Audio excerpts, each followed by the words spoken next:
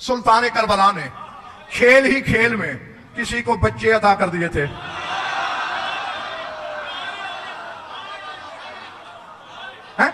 اب پتہ نہیں ارباب منبر کے واقعہ کہاں سے پڑھتے ہیں. میں جہاں سے پڑھ رہا ہوں سنی سنائی پڑھنے کی غضنفر کو عادت نہیں, خود جو آنکھوں سے دیکھتا ہوں وہی پڑھتا ہوں.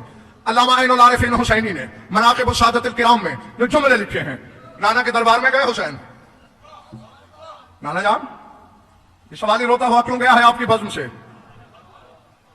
حسین تم کیوں سفارشی ہو؟ کہا سفارشی نہیں وکیل ہوں, وکالت کرنے آیا ہوں اس غریب التیار کی. یا تو یہ عدالت اپنی روایت میں ثابت کرے کہ کبھی کوئی اس بارگاہ سے خالی لوٹا ہو. میرا موکل کیوں؟ حسین تم بہتر جانتے ہو اس کی تقدیر میں نہیں. مسکرا کے کہا تقدیر میں ہوتا تو بال بک میں بیٹھے بچھائے نہ لے لیتا. آپ کی بارگاہ میں آیا اسی لیے. حسین میں کیا کروں جب لوہے محفوظ پہ نہیں, کیسے دوں؟ کہا پھر میں نے دے دیا.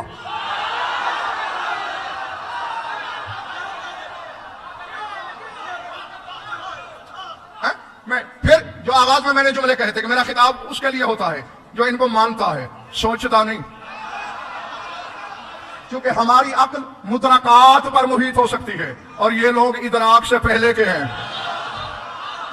اس لیے ہمارے ادراک میں نہیں آ سکتے. میرے بزرگوں بھائی عزیزو, رسول نے بظاہر حیران ہو کے کہا کیا کہہ رہے ہو حسین؟ میں نے 2 دے دیے. حسین لوہ کو تو پڑھ لے, 3 دے دیے. حسین مقدر میں نہیں 4 دے دیے. حسین تو یہ ہو کیا گیا ہے, 5 دے دیے. حسین وہی سے تو مشورہ کر لے, 6 دے دیے. حسین اللہ سے تو پوچھ, 7 دے دیے.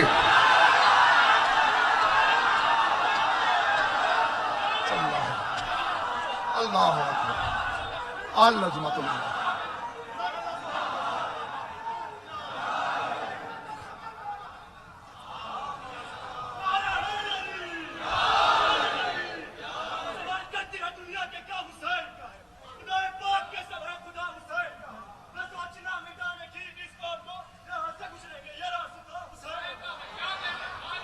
تھک گئے تو چھوڑ دوں.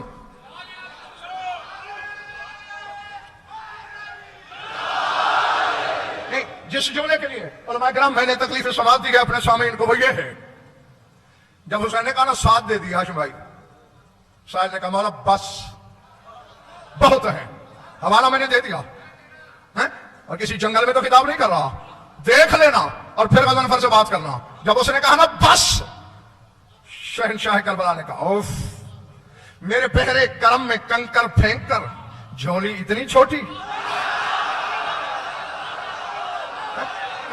نہیں, حیدرآباد والوں جو جملہ میں کہنے چلا ہوں اسے لکھنا نہ ہے دل پر. میرے مولا نے کہا کاش تو کم ظرفی نہ کرتا اور چپ رہتا تو میدان قیامت میں اولاد آدم ایک طرف آتی.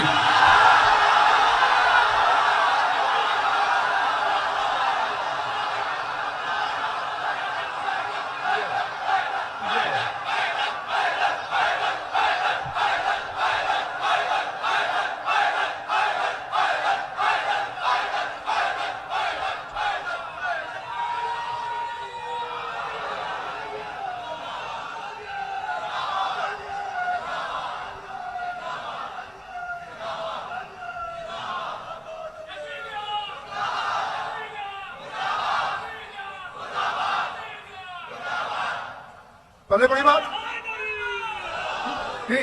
کیا فرمایا میرے شہنشاہ نے, اگر تم چپ رہتے تو میدان قیامت میں اولاد آدم ایک طرف ہوتی اور میرے بخشے ہوئے بیٹے.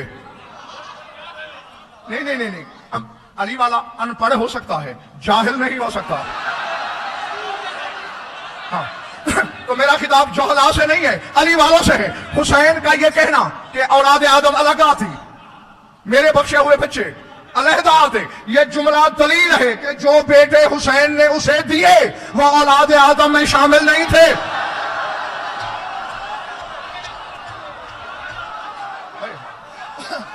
سمجھ میں آ رہی ہے بات یا نہیں؟ 14 کا نمک کھا کے 14 کو بھونکنے والوں,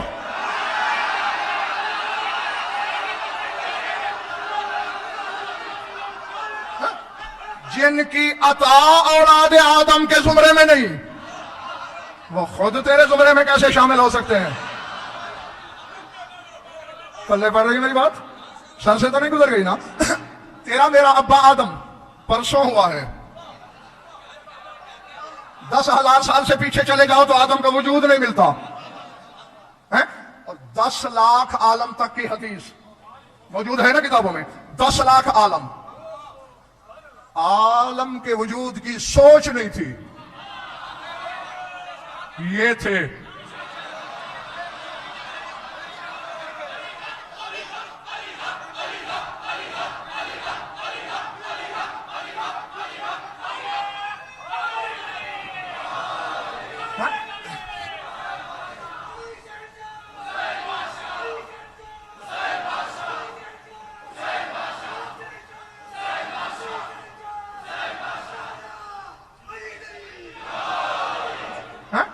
تم نے جو پیمانے ظاہر بینوں سے سنے ہیں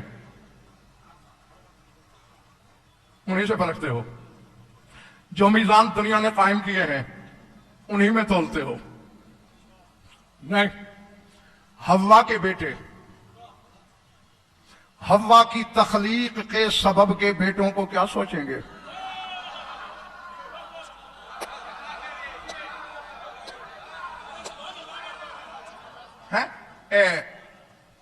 علماء کرام گواہی دیں گے، اور اب بھی اکثریت جانتی ہے حوا سے بھی بڑا مقام ہے مریم کا، ہے نا؟ میرے خیال تھک گئے ہو تم، میں اسی وقت تک چلا کرتا ہوں جب تک قوت خرید دیکھتا ہوں، اس کے بعد پھر سمیٹ لیا کرتا ہوں۔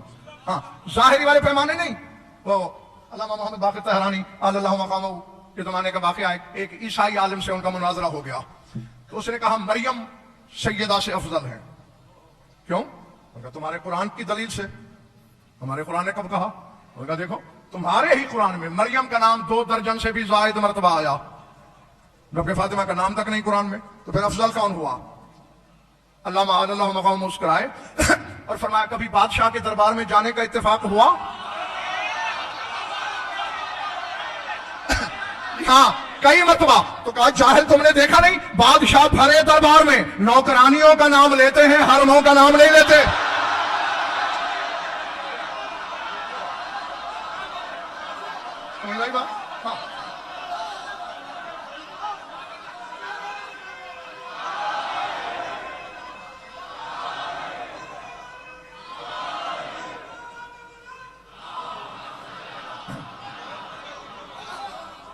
سمجھ میں آ رہی ہے میری بات؟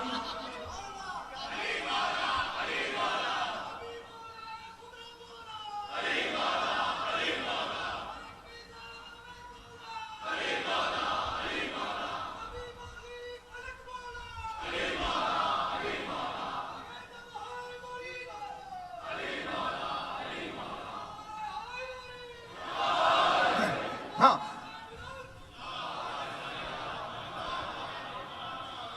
مریم نے زمانے کو ایک بیٹا دیا ہے، اور بطول نے کتنے؟ 3۔ عباس بھی بطول کا بیٹا ہے جی، طلب کر کے دیا، اپنے نام لگا کے دیا، اپنی وراثت کا شرعی حقدار ٹھہرا کے دیا۔ سیدہ کی وصیت ہے، تحریری وصیت ہے کہ اگر میرا فلک واپس مل جائے تو اسے 4 برابر کے حصوں میں تقسیم کیا جائے، ایک حصہ حسن یا اس وقت جو اس کی اولاد ہو، ایک حصہ حسین یا اولاد حسین، ایک حصہ زینب کلثوم اور ایک حصہ عباس یا اس کی اولاد کو دیا جائے۔ ہاں تو 3 دیے، سر اٹھانا۔ مریم کا بیٹا بھی بڑا باکمال ہے، بس سمیٹ لیا ہے میں نے اپنے بیان کو، زیادہ نہیں تھکانا تمہیں مقصود۔ بڑا باکمال بیٹا دیا زمانے کو انتخاب، ہاں مریم نے۔ چولہے مادرزاد اندھوں کو بینائی عطا کر دے، کوڑیوں کو اچھا کر دے، موت و حیات کو ٹھوکروں میں رکھے۔ سر اٹھانا چیلنج ہے، اور منبر کا چیلنج ہے۔ شرق سے غرب، شمال سے جنوب، ذرے سے عرش تک خدا کی خدائی میں دکھاؤ کہیں مریم کے بیٹے نے بشر کو شفا دی ہے۔ دکھا سکتے ہو کسی فرشتے نے عیسیٰ سے شفا مانگی ہو؟ اللہ دکھا سکتے ہو؟ مانگ ہی نہیں سکتا فرشتہ شفا عیسیٰ سے، کیوں؟ عیسیٰ نبی ہے، اور ہم نے دیکھا ہے کہ کبھی نبوت زخمی ہو جائے تو شام کو اللہ فرشتوں کو بھیجتا ہے کہ اپنے پر مس کر اس کے بدن سے فرشتہ نبی کے بدن کو چھوتا ہے، زخم مل جاتے ہیں، تو فرشتہ تو نبی کو شفا دیتا ہے۔ سروں سے گزر رہا ہے میرا جملہ؟ اب مجھے نہیں خبر کہ میں آبادی میں خطاب کر رہا ہوں یا جنگل میں، میرے سامنے سارے ماننے والے ہیں یا سوچ کے بیمار بھی بیٹھے ہیں۔ فرشتہ شفا دیتا ہے، نبی سے مانگے کیسے؟ اور اگر کبھی فرشتہ زخمی ہو جائے،